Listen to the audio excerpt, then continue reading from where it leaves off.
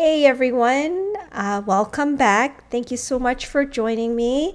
So in today's video, I want to share with you guys or discuss and look at things to figure out if condos are a good buy or is a freehold a good buy. That's always a question that comes up as a real estate agent.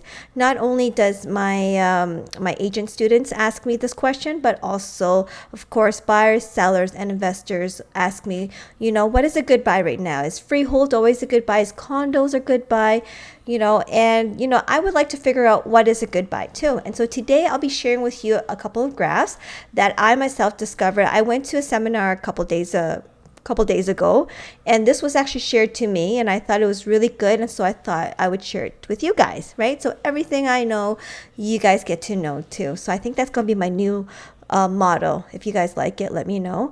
Also, I am testing out my new camera. I went out today to buy a new webcam. I noticed my other videos were kind of a little bit blurry, and so I thought maybe I would upgrade my webcam. So you guys tell me if this actually looks a little bit better or not, or if it looks the same. If it looks the same, I'm taking it back and refunding it. But I think it's a little bit more clear, so-called. I already tested out with some pre-recorded videos, and I thought it looked a little bit more clear. So I'm quite happy with it so far.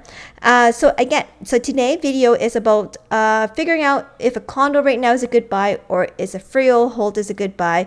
When should you buy which and why, right? And so let's get right into that. So I'm going to start sharing my screen so you guys can so you can see what I see. And again, these are not my slides. I went to a seminar and someone shared a slide with me. I took a picture of it. So here you go. If I zoom out, you will see people's head. So I thought this was a pretty good graph to figure out, what is a good buy for now, right? So this is the price of the average price in freehold and in condos. Okay, so the blue line, let's see here. Can you see my mouse? Oh, you can't see my mouse. Let's see here. Oh, you can't see my mouse. There we go. Okay, so the blue line up here is the freehold, right? So low rise, it's also called low rise, the freehold, and the yellow line below here is the condo market, and these are average prices. I guess right here is by months. A couple of months and throughout the years since 2017 all the way until today in 2022. So in 2017, as you guys remember, there was a peak in the freehold market and everything went really, really crazy. Kind of something that happened this year in January and February. Same thing kind of happened in 2017, right? And you can see that the peak is right here, and you can see the condo market kind of lingering also. And what we want to look at is the gap between the average price of a freehold and a condo and see how the comparison of those two are. So here right before the peak in 2017, the difference between a condo and a freehold average price is $620,000. Right? And what does that mean? So you can see there the peak here is, the separation between the two is about 300,000 and the separation in today's is about 800,000. So meaning someone from a condo wanting a freehold is a pretty big gap for them to kind of jump in order to get a freehold. So what does that mean? It means that investing into the condo market when it's the big gap like this has more of a chance for the condo to increase, to catch up with the freehold market, right? So when there's a big gap, right, there's potential for the condos to grow. When there's a smaller gap, then the growth of there's not that too much potential growth, because if it's the smaller gap, then people would be like, okay, why would I want to buy a condo? Just a little bit more, I can buy freehold, right? And so the condo market will kind of lose some buyers to the freehold market. But when the gap is really big, right, people will start buying up condos because the freehold is just kind of out of their market for the moment, right?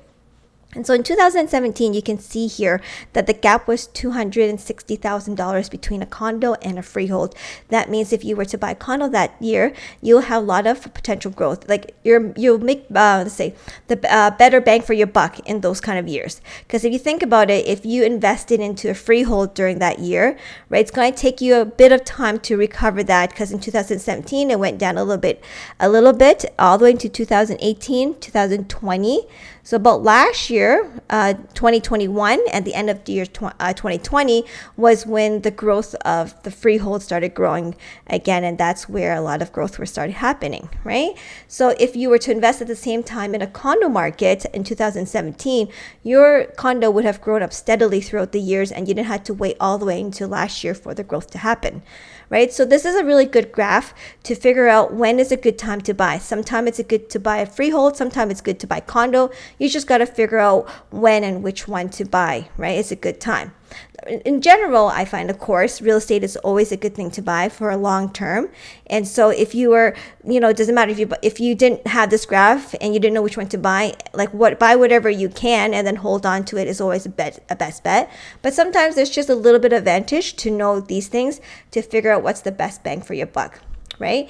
And so in 2019, right, where a lot of the condos have already appreciated a lot from 17 and 2019. So if you were to buy something during that year in 2019 and 20, you kind of look at the separation, like the gap between the condo market and the condo market and the freehold market. You can see that there wasn't that big of a gap. And so at that time, if you're able to afford a freehold, then maybe a freehold was something for you to look into, right? And of course, in today's market, there is a gap of $800,000.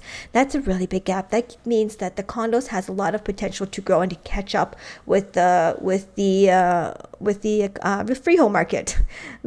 I should really do my videos in the beginning of the day so I don't lose words so much. So also, if you think about the percentage of the percentage difference between hold on, lost my words. Hold on, let me do this again. For comparing a condo and a freehold, there is about condos are usually 60% of a freehold, right? So if a freehold is $100,000, then a condo would be like $60,000. So there's a 60% difference between a freehold and a condo. So the next picture they shared with me was actually pretty cool. If you can see that, let me just zoom in here for a second. Zoom out, zoom in. Oh, no, okay. So 60%, if this chart, this chart did the calculation for you. So wherever the blue line was, they made a 60% line to let you know where the condo should be at, right? So if freehold was 100,000 and condos it was supposed to be 60,000, it would be this kind of gray line here, right? And so in 2017, when the freehold market was here, the condo market should have been there, but it wasn't. It was actually below that. And so that why in 2017, if you were looking to buy or invest in something and you knew this chart, you would see that, condo at that time was probably something you should invest in because they have a lot of room for potential growth, right? And then after that, in 2018 and 19, you can see that the condos where it's supposed to be. 60% of the freehold.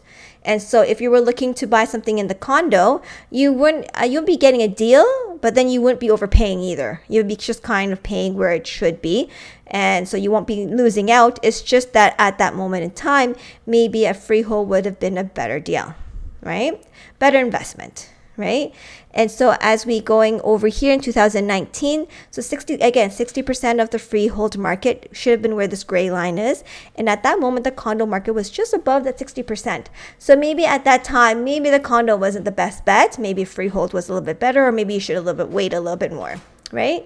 And then as you can see right now, since 2020 and then 21 and then 22, as the freehold market increased, the condo market hasn't caught up in time with it.